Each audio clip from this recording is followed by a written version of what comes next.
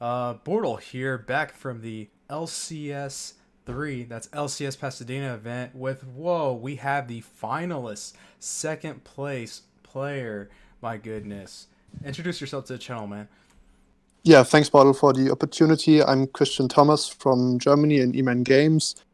I have 7 Premier tops, and I was also in the Worlds race this year, actually. I was in the top 10, but then unfortunately the whole Corona situation happened, so we didn't have in real life events anymore, but Luxury is doing a pretty good job at the moment with doing those LCSs, and I decided to play the third one, so this one. And yeah, I mean, I did pretty well. I got second place, and I'm pretty happy with it. Oh, yes, good thing you get those plugs in. Yes, you did extremely well, getting second place all the way to the finals.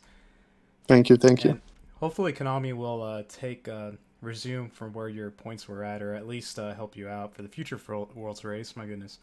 Yeah, I really hope they will have a good solution for that, and that I will possibly be in the playoffs for next year's Worlds race. But we will Nice. have to see. Oh, yes, we'll have to see. So, before we get into your actual deck profile, would you like to do some shoutouts? Yeah, definitely. First off, shoutouts to my team, Eman Games. You can check us out on Facebook.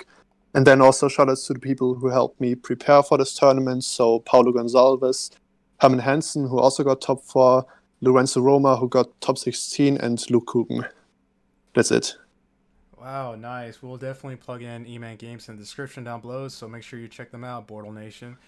So, without further ado, take it away with your deck profile, man. Yeah, so I decided to play Synchron. I was pretty sure on playing the deck because it can fit a lot of hand traps while also having a really good turn 1 combo. So I liked it more than Adamantipator. And so yeah, I guess I start with the hand traps. I decided to play 3 Ash, 3 Veiler, 3 Nibiru. I think those are the best hand traps. You could play Impermanence, but I just liked Veiler more because it's a hand trap you can actually draw a Phantasma, which was important in the mirror match. And also it's a tuner hand trap, and that actually comes up in the mid game. Like when you're grinding with the mirror match, every tuner normal sum can potentially matter because you can just do the fiber combo. And for the last hand traps, I decided to go with 2 Phantasma and 1 Mourner. This was 3 Phantasma to begin with, but then I changed it last minute because I kind of felt unsure with only having 9 real hand traps, because in this format you just need to stop the opponent. Like if any combo resolves, you pretty much lose the game. And that's why I decided to put the 10th real hand trap with Mourner in there and only play 2 Phantasma because, like, Phantasma is good in the mirror match because it fixes your hands, but you need to draw a real hand trap of Phantasma, which is not guaranteed. And also the opponent can Ash Phantasma, which can also be an issue.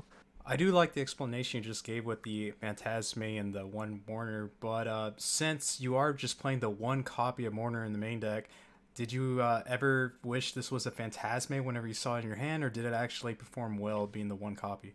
In hindsight, probably it could be the 3 Phantasmas because I think the mirror match is pretty good. Because the way the mirror match is, like, if you stop the opponent from comboing off, you pretty much need more Eldlich cards because at that point you will enter a grind game, and usually the player with more Eldlich cards wins, and Phantasma just helps there. So probably in hindsight, I would put the third Phantasma in the main deck and just cut them honor.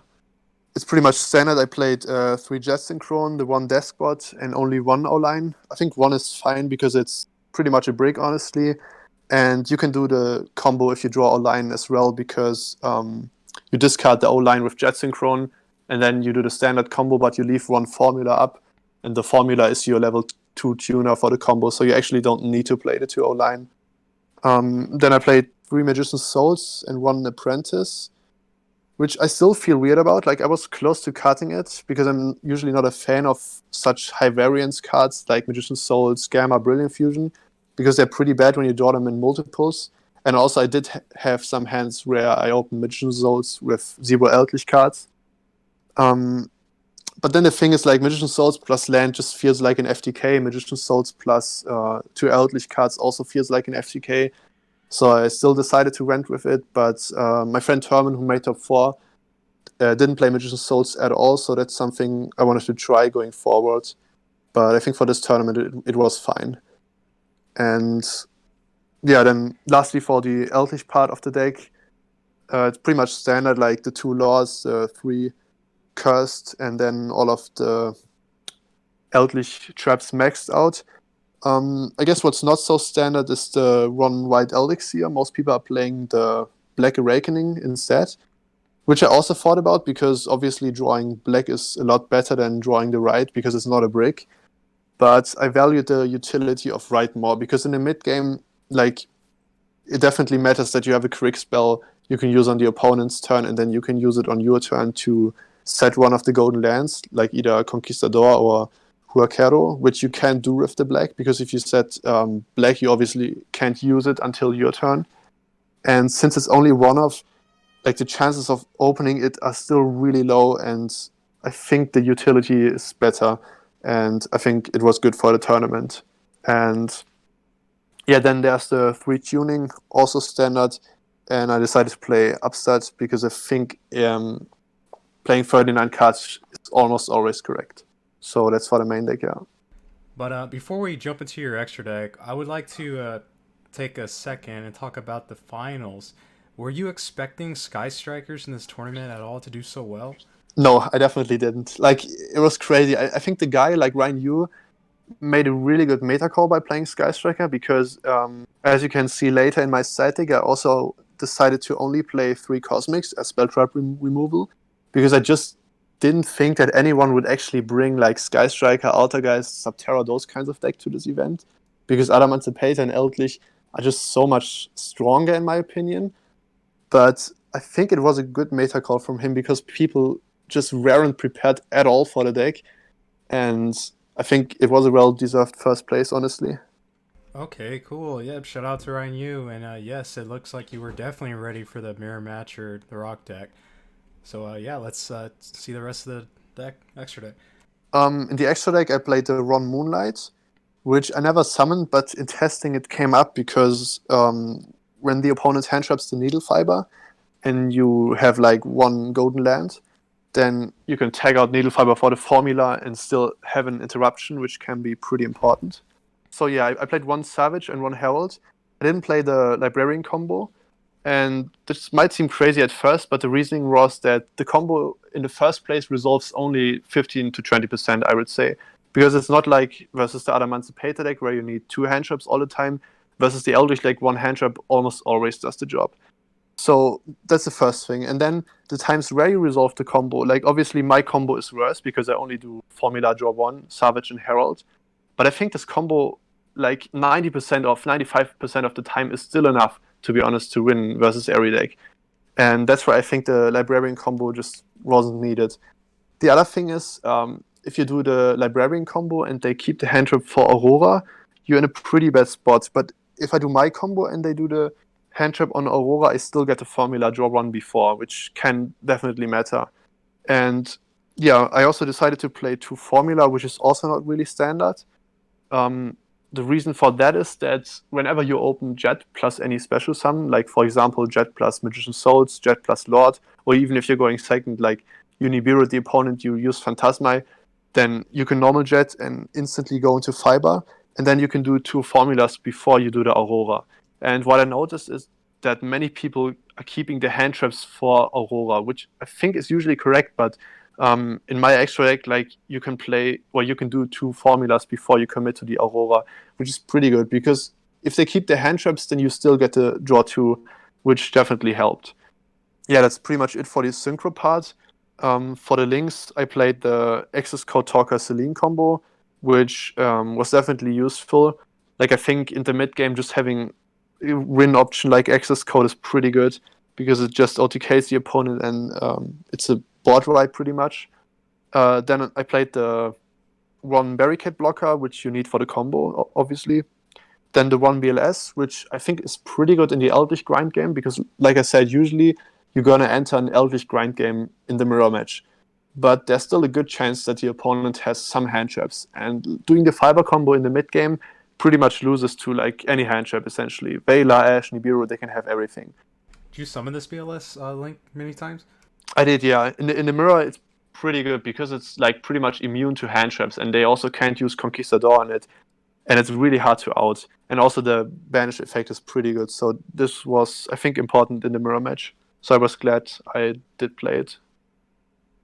And yeah, then there's the 2 fiber, which I guess is also standard, the Link Cross Linkuribo. And I opted for 2 Aurora, which honestly didn't come up, but I just wanted some. Like after they stopped my turn 1 combo with the hand trap on Aurora, I wanted the option to do it again in the mid game, but that's probably something I would cut in hindsight, honestly, because it never came up. And yeah, that's pretty much for the extra decks. So I decided to side 8 more hand traps because, as you can see in the metagame breakdown for this tournament, there were actually more Adamantipator even than Eldlich Synchron. And I didn't expect the deck to be more popular, but I did expect a good amount of Adamantipator still. And again, versus this deck, you just need 2 hand traps, otherwise you will lose. So I decided to side a lot of them, like the 2 Mournas. Then the Gamma package, which I think is definitely by far the best hand trap, because it's like the only hand trap that can be enough to stop the combo on its own. That's the only exception. And also the 3 Impermanence. Those were mainly for the Adamantipator matchup, but I decided to side 2 Mourna also for the mirror match. I didn't side more hand traps for the mirror match because I think in the mirror, like I said, 1 hand trap is enough, and I think Mourna is better than the other ones because you can draw it off Phantasmai. And yeah, then I played the 3 Cosmic as my only spell trap removal. I thought about playing Lightning Storm, but like I said, I really didn't expect people to bring backrow decks, which I guess in hindsight I should have played Lightning Storm because, funnily enough, 2 out of my 3 losses were to Altergeist in round 3, and obviously in the finals to Skystriker. So I was underprepared for those matchups for sure. And then lastly, in the side deck, I played the 3 Solemns. I know that most people play a Pointer, but in my opinion, I like the Solemn more because it actually takes away resources from the opponent, which a Pointer doesn't do. So, like, if they hand trap you or you didn't even start combo in the first place, I think a Judgment is a lot better there because, like a Pointer, you take away 1 card from the opponent, but usually when you enter the grind game, that card doesn't matter that much since they're going to get it back. And like when you enter the grind game, you're going to play like multiple turns. And I think if you're playing multiple turns, having a card that takes away resources is always better. So that's why I opted to play Solemn instead.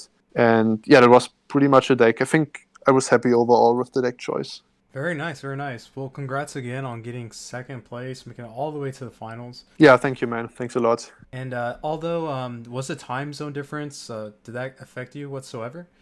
It was fine for me actually because, like, with the quarantine, you have a pretty bad sleep rhythm anyway. So I go to bed usually really late at night anyway. So it was fine for me, even though I'm a European. Well, listeners, that's it. And if you're not a part of Bortle Nation, sub for Bortle. It's that easy and it's free. Oh God, yes. Until next time, Bortle Nation, Bortle out.